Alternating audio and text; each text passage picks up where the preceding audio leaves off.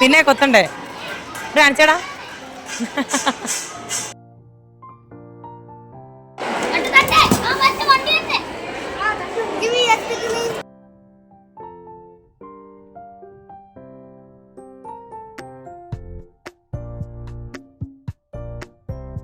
അമർത്തി കൊടുത്തില്ലേ, ഇനി അത്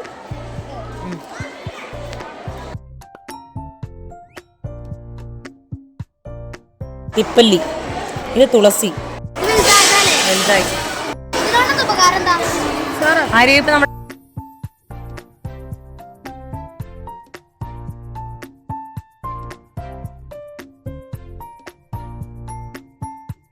കഴിഞ്ഞാലും വേഗം കഴുകി വൃത്തിയായിട്ട് വേണം നമ്മുടെ റൂമിലേക്ക് കൊണ്ടുവെക്കാം കേട്ടോ. ക്രിയേറ്റീവ് കോർണറിൽ കൊണ്ടുവെക്കാം. അതാകുമ്പോൾ ഒന്ന് നാശമാവാതെ നിങ്ങൾക്ക് തന്നെ ഉപയോഗിക്കാം. ഓക്കെ.